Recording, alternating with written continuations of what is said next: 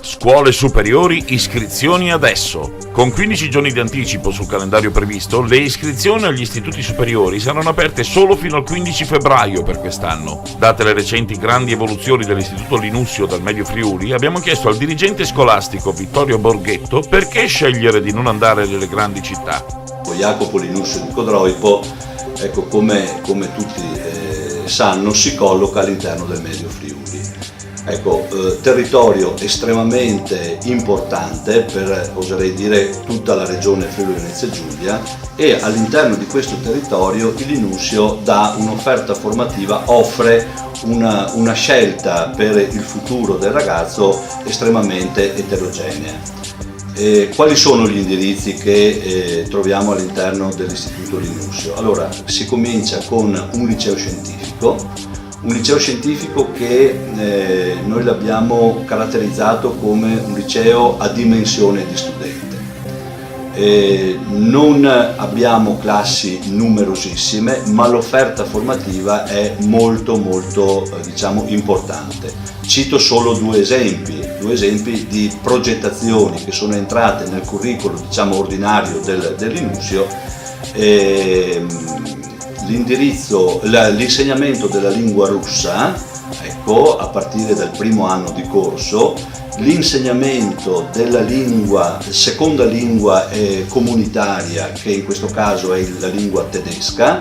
Ecco, teniamo conto che con la riforma Gelmini i licei scientifici sono stati, diciamo, decurtati di questa offerta formativa, l'abbiamo ripristinata. E da quest'anno abbiamo una classe prima totalmente ad indirizzo sportivo. Ecco, quindi questa offerta formativa fa capire quanto importante sia il liceo all'interno di questo territorio, quindi del Medio Friuli. Per quanto riguarda gli altri indirizzi, ecco, altrettanto importanti, ecco, ci troviamo di fronte a un istituto professionale per l'ospitalità alberghiera ed enogastronomico, che è partito l'anno scorso con una classe prima. Quest'anno abbiamo già la prima e ovviamente la seconda in forte aumento, e anche su questo indirizzo la risposta è stata estremamente interessante, soprattutto dal territorio del Medio Friuli, ma anche da fuori provincia. Ci troviamo poi con l'istituto professionale commerciale, che, diciamo, viaggia parallelamente all'enogastronomico, e anche qui chiaramente la riforma Gelmini ha diciamo quasi portato alla parità tra l'istituto tecnico di amministrazione, finanza e marketing che abbiamo, tanto per capirci la vecchia ragioneria, e l'istituto professionale commerciale. Però lo sbocco, ecco qui, lo sbocco professionale che offre il commerciale e l'enogastronomico è uno sbocco, appunto, che sul territorio trova una occupazione futura quasi certa, diciamo così, ed obbligo dire quasi, perché ovviamente con i tempi che corrono nulla è certo.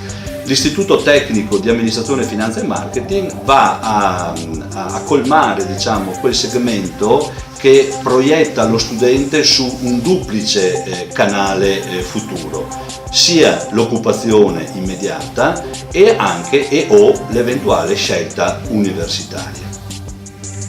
Apro e chiudo una parentesi velocissima: per quanto concerne la parte degli istituti professionali, nulla osta che, anzi, abbiamo ragazzi che al termine del quinquennio professionale optano anch'essi per l'iscrizione all'università, quindi il ventaglio di scelta è a 360 gradi. Chiudo la presentazione del Linussio con l'Istituto Professionale per l'Agricoltura di Pozzuolo del Friuli. Ecco, realtà estremamente importante, realtà che conta circa 200 studenti, con un'attenzione particolare per le situazioni di necessità e di disagio. Io l'ho definita in tutte le sedi la scuola dell'accoglienza, non che le altre non lo siano, ma quella in modo particolare, diciamo, ha puntato l'attenzione sia sulla professionalizzazione degli studenti, ma anche una finestra aperta su quelle che sono le necessità degli studenti con difficoltà. All'interno del polo scolastico di Pozzuolo chiaramente troviamo anche il convitto annesso all'istituto con circa 50 studenti che vivono la loro adolescenza dal lunedì al sabato mattina in questa comunità, in questa piccola comunità, seguita in modo eccellente da educatori molto ben preparati, e poi da ultimo il laboratorio dell'azienda agraria che si connota con l'azienda agraria, un'azienda agraria che produce ma che si rende visibile per dare la possibilità agli studenti di concretizzare quanto apprendono in classe. Quali sono le speranze per il futuro? Quali sono le mie aspettative, ma comunque le aspettative di tutto il corpo docente e non solo? È quello di veicolare un messaggio forte e chiaro ai genitori degli alunni che attualmente frequentano la terza media, o meglio la scuola secondaria di primo grado. La scelta della scuola superiore è una scelta molto importante, non soltanto per la predisposizione dell'alunno all'indirizzo, perché questo gioco forza, siamo ancora nella fascia dell'obbligo scolastico, quindi una scuola superiore la si deve scegliere, ma far capire alle famiglie che è importante che i loro ragazzi, i loro figli rimangano nel territorio di residenza. Perché? Perché in questo modo possono coltivare anche quegli interessi extrascolastici che altrimenti si vedrebbero un momentino precludere. Faccio degli esempi per rendere chiara la cosa. Si viene a scuola a Codroipo, abitando a Codroipo, alle 8. Non è necessario mettere la sveglia alle 6 di mattina per andare a Udine o per andare a Pordenone piuttosto che, o a San Vito al Tagliamento. Questo dà la possibilità, da un lato, di essere attivamente presente all'interno della scuola, dall'altro avere il tempo pomeridiano, e questo è un elemento molto importante, da dedicare allo studio, elemento estremamente importante. Basti pensare che, qui cito la Fondazione Agnelli, è uscito un articolo l'altro giorno, dove il liceo scientifico di Codroipo risulta secondo rispetto al Marinelli di Udine per quanto riguarda l'alta frequenza all'università e al passaggio nei test di ammissione a determinati corsi di laurea. Quindi non è vero che il piccolo non va bene, è vero che oggi forse siamo di fronte a un momento storico estremamente importante e anche delicato per le nuove generazioni, per cui è fondamentale che i nostri ragazzi rimangano nel circuito territoriale, quindi la possibilità di beneficiare delle attività sportive all'interno del territorio, delle attività proposte, dalle parrocchie piuttosto che cosa che invece, come ho detto prima, si vedrebbero precluse se uno deve svegliarsi alle 6 di mattina per andare a Udine e tornare a casa alle 3 del pomeriggio.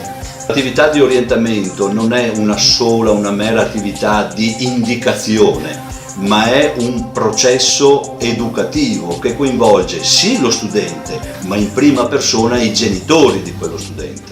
I genitori devono capire che è importante cogliere anche le necessità, le esigenze, le peculiarità del ragazzo. Esempio, non mi iscrivo in una scuola superiore perché va l'amico o va l'amica.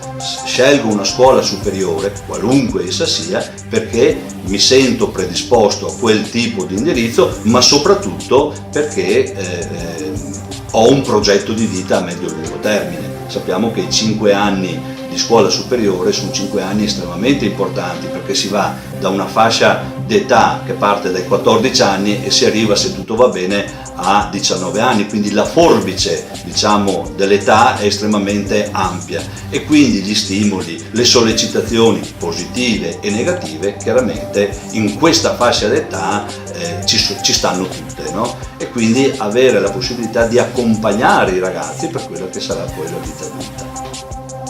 Ci sono stati problemi di carattere disciplinare?